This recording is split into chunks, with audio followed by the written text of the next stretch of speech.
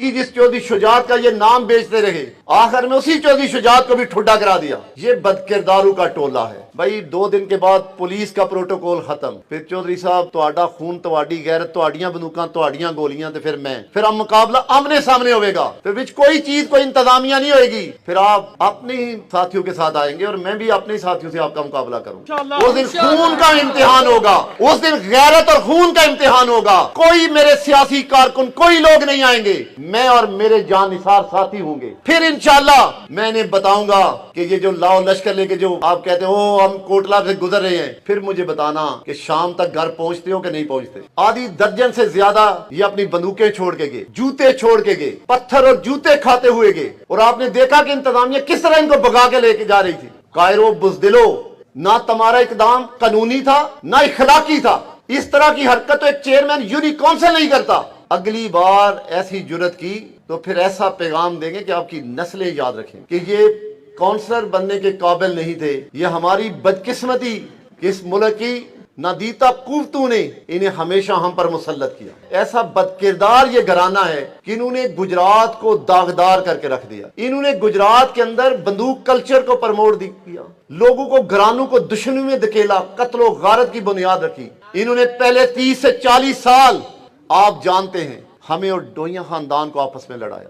10 साल इन्होंने मेरे स्टेप ब्रदर भाइयों को ही इस्तेमाल किया। अल्लाह का शुक्र कि वो भी अब रास्ते से हट गए, अब रास्ता क्लियर है। मैं खारिया में पहुंचा जब ये वाकया हुआ, ये अल्लाह ताला को पता है कि किस तरह ये मामला होना था। मेरा यकीन अगर 20-25 मिनट पहले मैं पहुंच जाता तो ये तारीख में याद रखते कि आइंदा ये अपने खानदान के किसी फर्द को इस तरह किसी देहात में ना भेजते। मैंने ऐसी इबरत सिखा देता। आप क्या समझते हैं कि ये बुज़दिलों की धरती थी? ये गैरत से आरी लोग थे?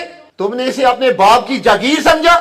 कोई बंदा ना रहा तो ये यकीन से कहता हूं कि आबद रजा खून के आखिरी कतरे तक लड़ेगा, क्योंकि मैंने कई दफा मौत को आंखों में आंखें डाल के देखा। मुझे किसी चीज से गरज नहीं, मुझे इस ओहदे मनसब से भी कोई गरज नहीं। जिस तरह समझा कि इन्होंने इमरान खान पीटीआई को ब्लैकमेल करके वजीर आला बन गए, इन्होंने समझा कि इन्हीं थानेदारों से और बदमाशों के जत्थे से हम गुजरात की 30 लाख आबादी को फतह कर लेंगे। ये मुमकिन नहीं जब तक कोटला के गैरतमंदों के खिलाफ दी हुई झूठी FIR ये खारिज ना करें और बदमाशों के खिलाफ जिन्होंने वहां गैर कानूनी इफ्तिताह करने की कोशिश की, फिर बिलाजवाब वहां पर फायरिंग की, जब तक ये उनके खिलाफ मुकदमा ना दर्ज करें, उनको गिरफ्तार ना करें, हम उस वक्त तक GT रोड से नहीं उठेंगे। हम उस वक्त तक पूरे पंजाब को बंद कर देंगे जब तक ये इस FIR को ना दें और DPO, DSP खारियां और SHO के कराली को ये मुअत्तल करके डिसमिस फ्रॉम सर्विस ना करें। हम पीछे नहीं हटेंगे अपने मुतालबों। और जहां भी मेरे साथियों की, मेरे इलाके की इज्जत और गैरत का मामला आता है, मैं कोशिश करता हूं कि मैं अपना हर चीज अपनी वहां पे कुर्बान कर दूं। मैं एक लम्हे के लिए भी पीछे ना हटूं। मेरे भाइयों बुजुर्गों, आप सब यहाँ पर क्योंकि वो जिम्मेदार लोग हैं जिन्होंने अरसा दराज से गुजरात की सियासत के नशेबो फराज देखे।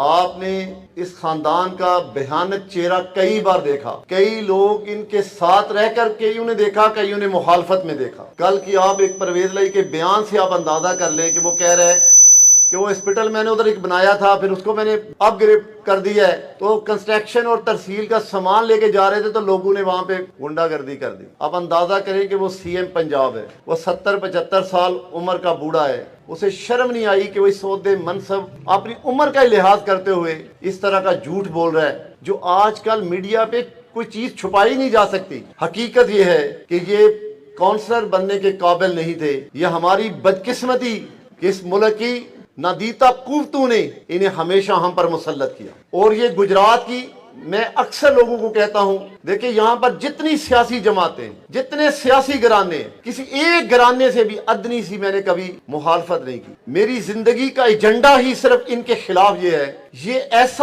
ऐसे बदकिरदार शख्स है, ऐसा बदकिरदार ये घराना है कि इन्होंने गुजरात को दागदार करके रख दिया। इन्होंने गुजरात के अंदर बंदूक कल्चर को प्रमोट किया, लोगों को, घरानों को दुश्मनी में धकेला, कत्ल और गारत की बुनियाद रखी। और जब भी आए पुलिस का इस तरह इस्तेमाल किया। आप एक कोटले वाले वाक्य को आप अंदाजा कर लीजिए कि जिस तरह उनने गुंडों बदमाशों को पुलिस की सरपरस्ती में लेके आए, जिस तरह उन्होंने फायरिंग की, ये सब जानते हैं कि कोई हम भी खाली नहीं थे, यहाँ हम इस काम को समझते नहीं। अगर जवाब देते तो लाशों के अंबार लग जाते। और उसका जिम्मेदार कौन होता? हमने फिर भी सियासी हिकमत अमली, सब्र और इस्तकामत और सियासी बसीरत से मैं खिराज तहसीन पेश करता हूँ कोटला वली खान के अपने नौजवानों, बुजुर्गों, गिरदो नवा के जो बुजुर्ग नौजवान वहां पे आए थे, चीदा चीदा साथी वहां करीब से देहातों से आए, मैं उनकी अजमत को सलाम करता हूं। उन्होंने पुलिस गर्दी इनकी बंदूकों के सामने सीसा पिलाई दीवार बन गए और जूतों और पत्थरों के साथ इनको ऐसा बेआबरू किया कि ये जहां भी मुंह छुपाए या वो अपना मुंह नहीं छुपा सकते। पूरी दुनिया ने इनका वो चेहरा, वो बुज़दिलाना घर इनकी देखी। मैं अब भी कहता हूं आपने कि अगर 20 से 25 मिनट का मेरा फर्क था, मैं खारिया में पहुंचा जब ये वाकया हुआ। ये अल्लाह ताला को पता है कि किस तरह ये मामला होना था। मेरा यकीन है अगर 20-25 मिनट पहले मैं पहुंच जाता तो ये तारीख में याद रखते कि आइंदा ये अपने खानदान के किसी फर्द को इस तरह किसी देहात में ना भेजते। मैंने ऐसी इबरत सिखा देता। आधी दर्जन से ज्यादा ये अपनी बंदूकें छोड़ के गए, जूते छोड़ के गए, पत्थर और जूते खाते हुए गए। और आपने देखा कि इंतजामिया किस तरह इनको भगा के लेके जा रही थी। कायरो बुज़दिलो, ना तुम्हारा इकदाम कानूनी था ना इखलाकी था। इस तरह की हरकत तो एक चेयरमैन यूनिक काउंसिल नहीं करता। वो भी किसी इफ्तिताह पे जाने लगे तो पूछता है कि यार वहां पे कोई मसला मसाइल तो नहीं। क्योंकि सियासत हमेशा इज्जत के लिए की जाती है, सियासत लोगों की फलाह बहबूद के लिए की जाती है, सियासत तमीर और तरक्की के लिए की जाती है, सियासत अमन व अमान के लिए की जाती है, सियासत इंतशार के लिए नहीं की जाती, गुंडागर्दी के लिए नहीं की जाती। मुझे अफसोस हुआ कि डीपीओ मुझे आखिरी टाइम तक ये मुतमिन करता रहा कि भाई जी कोई गैर कानूनी वहां काम नहीं हम होने देंगे, हम लॉ एंड ऑर्डर को मेंटेन कर रहे हैं। आपने देखा आज सोशल मीडिया का दौर है, किस तरह छुपाओगे इन चीजों को। एक एक वीडियो आप लोग देख रहे हैं, किस तरह वो बदमाश फायरिंग कर रहे हैं। और उल्टा मुकदमा इन गयूर लोगों के खिलाफ दर्ज किया गया कि इन्होंने गैर कानूनी गैर इखलाकी हरकत को रोका क्यों, पत्थर क्यों मारे, जूते क्यों मारे। आप क्या समझते हैं कि ये बुज़दिलों की धरती थी, ये गैरत से आली लोग थे, तुमने इसे अपने बाप की जागीर समझा। वो ये कह रहा था ना कि फिर मैं कोटला की सरजमीन। भाई कोटला कोई नो गो एरिया नहीं, कोटला एक स्टैब्लिश विलेज है जहां हजारों लोग, हजारों गाड़ियां रोजाना गुजरती हैं। कोई आपके लिए बाउंड नहीं। हाँ, अगर शौक है तो फिर अपने वालिद मोहतरम से भी बात कर लें। एक दिन बगैर सियासत के होगा, वो मेरा और आपका होगा। आप जिस दिन चाहें वो कोटला में आप आए, लेकिन वालिद के साथ आए। फिर देखेंगे मैं आपको रोकता हूं या नहीं रोकता। अगर रोक लिया ये फिर उस दिन देखें, उस दिन सियासत नहीं होगी। सियासत उस दिन एक तरफ कर देंगे, फिर उस दिन मेरी और आपकी गैरत का मामला होगा। जो लोग करप्शन, बदकिरदारी, बदइखलाकी में पांव से सर तक डूबे हों, याद रखो वो गैरतमंदों को चैलेंज नहीं करते। ये इस तरह समझ रहे थे जिस तरह इन्होंने जंडा और मछियाना और गिरदोनवा के देहातों पर लोगों की जबरदस्ती पुलिस फोर्स को पटवारी और गर्दावरों को कंटेनर देके वहां पे बिठाया, जबरदस्ती लोगों से जमीनें खरीदी, हजारों एकड़। मैंने आज तक नहीं सुना कि कोई सिटिंग एमएनए अपने ही हल्के में देहातों के देहात ब्लॉक करके उन्हें फर्ज ना जारी होने दे और वो जबरदस्ती लोगों की सस्ती जमीन खरीद ले। इन्हें तो पैसे की इतनी हबस है, इन्होंने तो रिश्तों का, सियासत का जनाजा निकाल दिया। आप अंदाजा करें कि सारी जिंदगी जिस चौधरी शुजात का ये नाम बेचते रहे, आखिर में उसी चौधरी शुजात को भी ठुड्डा करा दिया। ये बदकिरदारों का टोला है। लेकिन इंशाअल्लाह मेरा ये यकीन और ईमान है, आपको याद होगा 2008 का इलेक्शन, मैं आज हसीये से खड़ा था, बहुत कमजोर था, इसी जगह पे सामने स्टेज था। ये मैंने चैलेंज किया था कि इंशाअल्लाह अल्लाह ताला ने चाहा, मुझे जिंदगी मेरी रही तो इनकी सियासत को डबो दूंगा। अब अल्लाह ताला के फजल करम से मैं समझता हूं कि वो वक्त आ गया है। हमने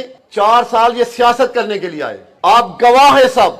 ये लोगों पे झूठे पर्चे करवाते रहे, बदकिरदार से बदकिरदार थानेदार लाके ये यहाँ पे मुसल्लत करते रहे। 10-10, 15-15 गाड़ियां पुलिस की फोर्स लेके हूटर मारते हुए यहाँ पे जाते आते। हमने तो इन्हें नहीं रोका। हम तो ये समझते सियासत हर एक का हक है। अगर वो इस स्टाइल से कर रहे हैं तो इसका जवाब इलेक्शन में लोग देंगे, लेकिन इनको शायद ज्यादा जल्दी से इन्होंने इलेक्शन से पहले ही जवाब ले लिया है। अल्लाह ताला के फजलो करम से ये तो एक जवाब है जो बगैर प्लानिंग के, बगैर किसी सोच के, ये फौरी तौर पे लोगों ने रद्द अमल दिया। अगली बार ऐसी जुर्रत की तो फिर ऐसा पैगाम देंगे कि आपकी नस्लें याद रखें।